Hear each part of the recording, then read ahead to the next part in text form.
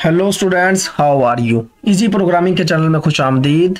जो students channel पर new हैं वो चैनल को सब्सक्राइब कर लें और बेल आइकन के बटन को प्रेस कर लें ताकि आप आने वाली मजीद न्यू वीडियोस से बाखबर रहें और आपको आने वाली न्यू वीडियोस आसानी से मिल सकें।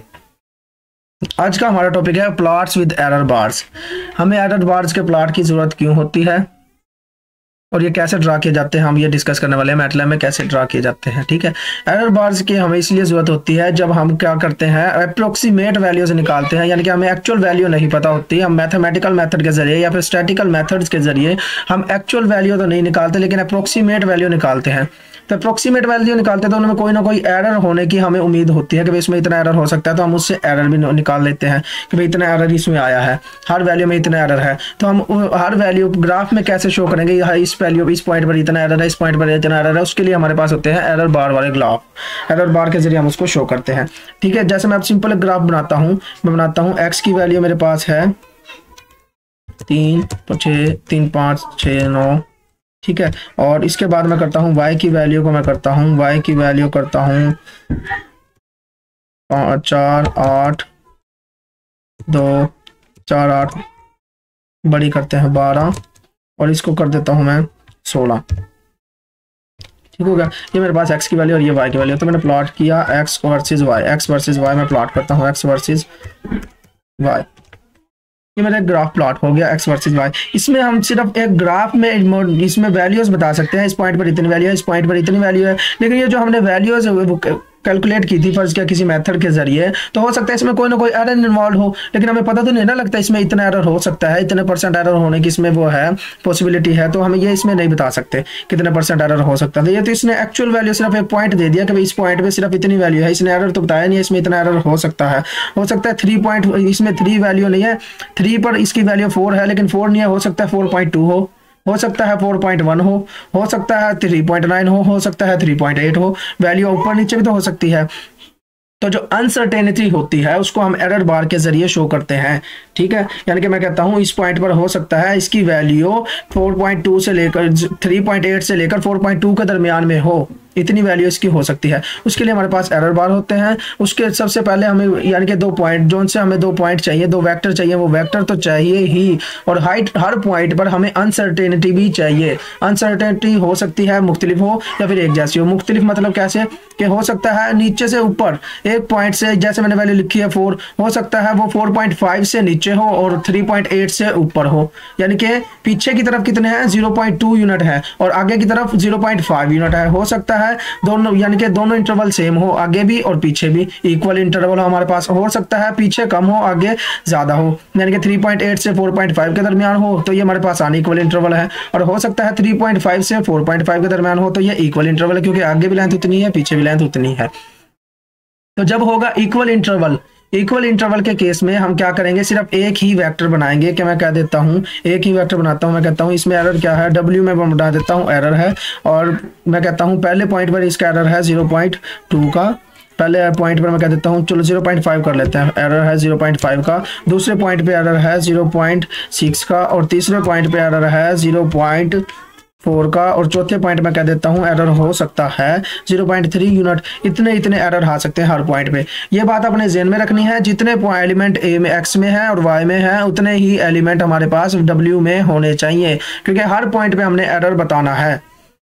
तो ये बात हमने ज़हन में रखनी है, तीनों के नंबर ऑफ एलिमेंट्स क्या होने चाहिए, इक्वल होने चाहिए। तो ये हमने बता दिया, ये बन गया। अब इसको हम एरर बार के जरिए बना देंगे, एरर बार बना देंगे एक्स वर्सेस y, और इसके बाद हम दे देंगे एरर कौन सा, एरर क्या क्या हो सकता है। तो एरर हमने W में सेव किया तो हम W में इसका एरर दे देंगे, W में एरर दे दिया।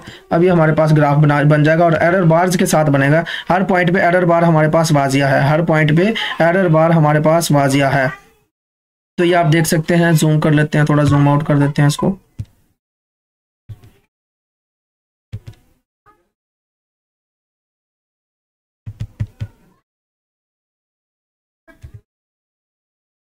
तो हमने पहला पॉइंट कौन सा लिया था, 3 और 4, 3 और 4,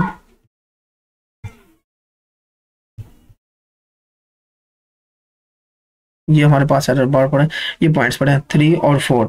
तो पहला पॉइंट है हमारा 3 और 4, 3 और ये 4 3 और पॉइंट पे ही हमारा पॉइंट है। इस पे हमारा एरर कितना है 0.5 से लेकर ये रहा, ये हमारे पास चेंज कितना हो सकता है -0.5 से 0.5, इधर से ऊपर की तरफ भी 0.5 और नीचे की तरफ भी 0.5 हमारे पास इसमें चेंज आ सकता है। इतना हमारे पास एरर की अनसर्टेनिटी है। और दूसरे पॉइंट पे कितनी है, दूसरे पॉइंट पे हमारे पास अनसर्टेनिटी कितनी है 0.6 की अनसर्टेनिटी है। ऊपर भी 0.6 हो सकता है, नीचे भी 0.6 हो सकता है। ये हमने खुद बताया, इसको ऊपर भी 0.6 हो सकता है, नीचे भी 0.6, क्योंकि हमने सिर्फ एक ही एरर दिया है भाई, 0.6 दिया है तो ये ऊपर भी उतना ही देगा, नीचे भी उतना ही देगा। ये इसको कहते हैं इक्वल एरर। ऊपर भी उतना ही एरर हो सकता है, नीचे भी उतना ही एरर हो सकता है, इक्वल अनसर्टेनिटी है इसमें। और इस केस में जो ये हमारे पास एरर बार आया है, इस एरर बार की लेंथ कितनी होती है, इसकी लेंथ होती है जो हमने एरर दिया है उससे डबल होती है, यानी कि 0.5 इसके हमारे पास एरर हो सकता है। तो इसकी लेंथ कितनी होगी, ऊपर भी 0.5 और नीचे भी 0.5, तो मतलब डबल हो गई, 0.5 का डबल हो गई। तो ये क्योंकि पहला है, इसको हम कह सकते हैं WI, और ये यानी कि WI है तो ऊपर भी WI नीचे भी WI, पहला एलिमेंट है W का, तो इसको हम कह सकते हैं पहले एलिमेंट क्या है WI, यानी कि पहला एलिमेंट चाहिए होगा W को, तो हम यहाँ लिखेंगे W1, तो ये पहला एलिमेंट आ जाएगा W1 का, इसका पहला एलिमेंट आ गया। ठीक है, तो अगर आपको चाहिए जोन से भी एरर बार की आपकी विड्थ चाहिए, जोन से भी एरर बार की, तो आप क्या करेंगे उस एरर बार की विड्थ निकालने के लिए, क्योंकि ये हमारे पास इक्वल है, तो हम कहेंगे WI का डबल, WI को 2 से मल्टीप्लाई कर दो। यानी कि आपको अगर तीसरे एरर बार की लेंथ चाहिए, तीसरे एरर बार की लेंथ चाहिए, तो आप क्या करेंगे W का तीसरा एलिमेंट उठाएंगे और उसको 2 से मल्टीप्लाई कर देंगे, तो हमारे पास इस एरर बार की लेंथ आ जाएगी। ठीक हो गया। तो इक्वल एरर बार में क्या होता है, एक तो इसकी लेंथ जो होगी वो जो हमारे पास एरर है उससे दुगना होगी, और दूसरा क्या होगा, इक्वल एरर बार बनाने के लिए सिर्फ हमें एक वेक्टर चाहिए होता है, और उस वेक्टर में नंबर ऑफ एलिमेंट्स कितने होने चाहिए, जितने हमारे पास पॉइंट्स हैं, जितने हमारे पास पॉइंट है उतने नंबर ऑफ एलिमेंट होने चाहिए। ठीक है, इसके अलावा अगर आप चाहते हैं कि नहीं इक्वल, हमारे पास इक्वल अनसर्टेनिटी नहीं है, हो सकता है भाई ज़्यादा हमारे पास जो वैल्यू बढ़ सकती है उसके लिए हमारे पास ज़्यादा अनसर्टेनिटी है, वैल्यू कम होने की अनसर्टेनिटी कम है, तो आप नीचे के लिए इंटरवल कम बना लेंगे। नीचे के लिए आप क्या करेंगे, एरर कम बना लेंगे, एक और वेक्टर बना लेंगे। मैं कह देता हूँ नीचे के लिए मेरे पास C है, तो C में मेरे पास वैल्यूज क्या हो सकती है, 0.2 हो सकती है, 0.3 हो सकती है, और 0.1 हो सकती है, और मैं कहता हूँ 0.1 ही हो सकती है। ठीक है, तो नीचे की तरफ अनसर्टेनिटी कम है, इसके लिए हम ये बना लेते हैं, नीचे के लिए अनसर्टेनिटी कम है। अब मैं इसके लिए एरर बार बना देता हूं, error bar X versus Y, और इसमें अनसर्टेनिटी पहले ऊपर वाली देंगे फिर नीचे वाली देंगे। ऊपर वाली मेरे पास क्या है, W है, यानी कि ज़्यादा W ऊपर हो सकता है, और C क्या है, नीचे हो सकता है। तो ऊपर की तरफ W वाले एलिमेंट आएंगे, नीचे की तरफ C वाले एलिमेंट आएंगे, तो जो ज़्यादा होगी वो लेंथ ज़्यादा होगी, जो कम होंगी उसकी लेंथ कम होगी। अब इसको ड्रा करते हैं, ये ड्रा हो गया। आप देख सकते हैं, आप ऊपर की तरफ इसकी लेंथ देखते हैं,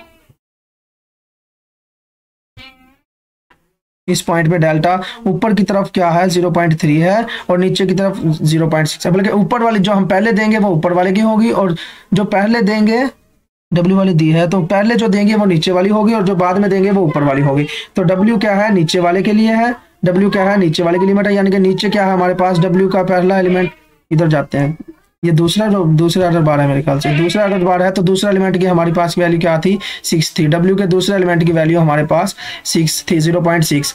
तो पहले जो हम वेक्टर देंगे वो नीचे के लिए होगा, और जो बाद में वेक्टर देंगे वो ऊपर के लिए होगा। अब इसमें क्या है, नीचे की तरफ हमारी वैल्यू आ रही है 0.6 यूनिट, और ऊपर की वैल्यू आ रही है 0.3 यूनिट। इसके लिए अनसर्टेनिटी क्या है, ऊपर जा सकते हैं 0.3 यूनिट तक, यानी कि हो सकता है यहाँ पर वैल्यू हमारी क्या है, यहाँ पर मेरी वैल्यू आई है, x की वैल्यू क्या है, y की वैल्यू 8 है, तो हो सकता है इस पॉइंट पे 8.1 हो, 8.2 हो, 8.3 भी हो सकती है। इसी तरह कम हो सकती है 8 यानी 7.4 हो सकती है, 7.5 हो सकती है, 7.6 हो सकती है। इसके 7.4 और 7.4 और 8 के दरमियान में रहेगी नीचे से, और ऊपर क्या हो सकता है 8 से लेकर 8.3 के दरमियान में रहेगी। इतनी हमारे पास अनसर्टेनिटी है। तो टोटल अनसर्टेनिटी कितनी होगी, वो हमारे पास होगी 0.6 + 3, 0.3, यानी कि 0.9 हमारे पास अनसर्टेनिटी है। तो हम देख सकते हैं हमारी वैल्यू कहाँ से 7.4 से लेकर 8.3 तक हो सकती है। अगर हम 8.3 से 7.4 माइनस करते हैं तो टोटल अनसर्टेनिटी हमारे पास 0.9 आती है। तो टोटल अनसर्टेनिटी कितनी हो सकती है, इसको इसमें प्लस कर देंगे, यानी कि W के अगर हमें चाहिए, हम कहते हैं एरर बार की, हमें कौन सी एरर बार की विड्थ चाहिए, अगर मैं कहता लेंथ चाहिए, अगर मैं कहता हूँ मुझे तीसरे एरर बार की लेंथ चाहिए, तो मैं क्या करूंगा, जो से हमारे पास W एलिमेंट है, W का तीसरा एलिमेंट उठाऊंगा, W वेक्टर है, इसका तीसरा एलिमेंट उठाऊंगा और C का तीसरा एलिमेंट उठाऊंगा, उन दोनों को ऐड करूंगा, तो मेरे पास तीसरे एलिमेंट की एरर बार की मेरे पास लेंथ आ जाएगी, यानी कि टोटल मेरे पास इंटरवल आ जाएगा कि इसमें इतनी चेंजिंग हो सकती है। और नंबर ऑफ एलिमेंट्स चारों वेक्टर्स में सेम होने चाहिए, ये बात आपने जहन में रखनी है।